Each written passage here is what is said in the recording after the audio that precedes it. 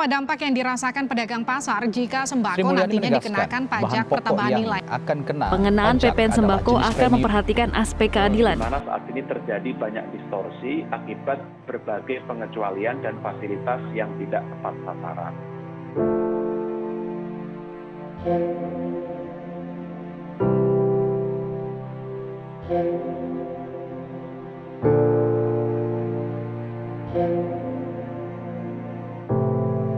Ketika berita sembako mau dikenai PPN asli membuat masyarakat Indonesia terbebani.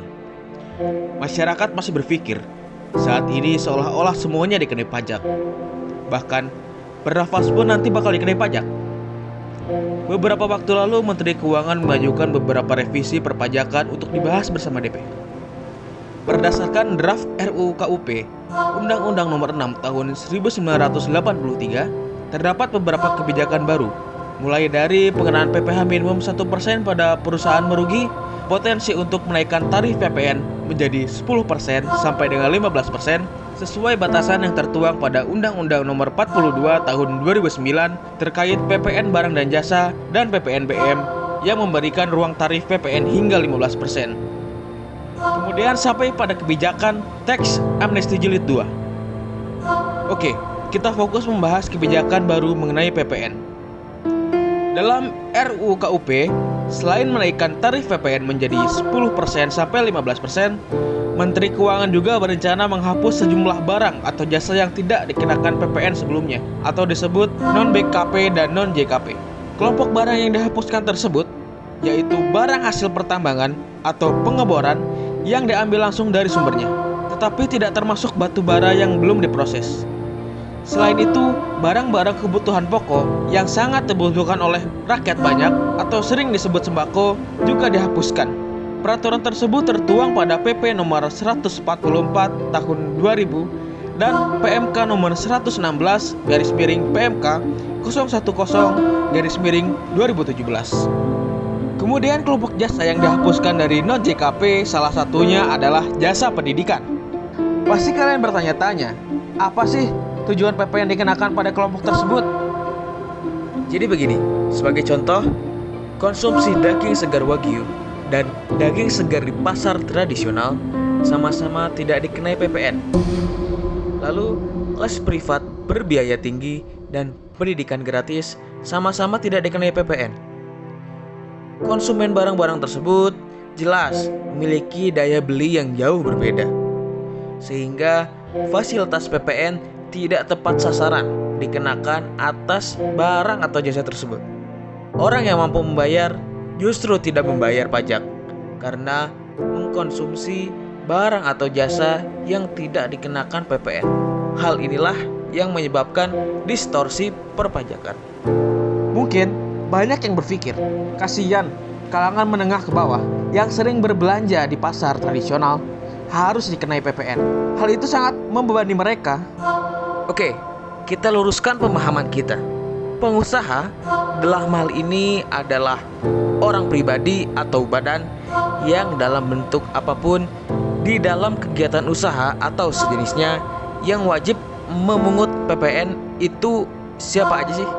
Jadi, yang berkewajiban memungut, menyetorkan, dan melaporkan pajak adalah pengusaha kena pajak atau PKP. PKP adalah pengusaha yang memiliki peredaran bruto atau omset dalam 1 tahun buku atau tahun pajak lebih dari 4,8 miliar. Dan pada saat memungut pajak, PKP wajib membuat faktur pajak. Contohnya, struk pembelian pada Indomaret dan Alfamart. Lalu, apakah pedagang di pasar termasuk PKP dan harus memungut PPN? Jadi, apabila pedagang tersebut memiliki peredaran bruto dalam 1 tahun buku atau tahun pajak kurang dari 4,8 miliar, maka dikategorikan sebagai pengusaha kecil. Namun, dapat memilih tetap dikategorikan sebagai pengusaha kecil atau dikukuhkan sebagai PKP. Apabila pedagang di pasar tradisional dikategorikan sebagai pengusaha kecil, maka mereka tidak memiliki kewajiban untuk memungut PPN. Itu berarti sembako yang dijual di pasar tradisional tidak terimbas langsung terhadap revisi perpajakan ini. Yang terimbas langsung terhadap revisi perpajakan ini hanya sembako yang dijual di supermarket, pasar swalayan, dan pengusaha lainnya yang dikukuhkan sebagai PKP yang wajib memungut PPN, kecuali pedagang pasar yang mengambil barang dari supplier yang merupakan PKP. Selanjutnya, untuk jasa pendidikan, hampir sama dengan PPN sembako tadi, hanya PKP yang wajib memungut pajak, sehingga sekolah privat, swasta, ataupun lembaga pendidikan yang menerapkan harga dan tujuannya untuk memperoleh profit dapat dikenakan PPN dengan syarat dikukuhkan terlebih dahulu sebagai PKP. Tentunya di setiap kebijakan ada dampak positif dan negatif.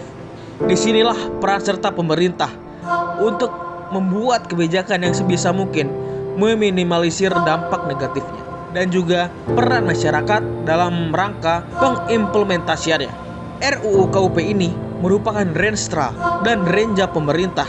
Jadi jangan khawatir kalau ada yang berpikir masa di saat pandemi gini masih ada aturan yang memberatkan masyarakat. Tenang saja, dalam pengimplementasiannya butuh waktu 2-3 tahun ke depan. Jadi kesimpulannya, pada dasarnya RUU KUP ini bertujuan untuk menghilangkan distorsi perpajakan, meningkatkan pendapatan perpajakan, dan meningkatkan perekonomian, serta meratakan perekonomian masyarakat Indonesia. Nantinya pendapatan perpajakan tersebut diekstrak untuk disalurkan menjadi dana bantuan sosial, dana pendidikan, dana kesehatan, dan dana lainnya untuk operasional pemerintah.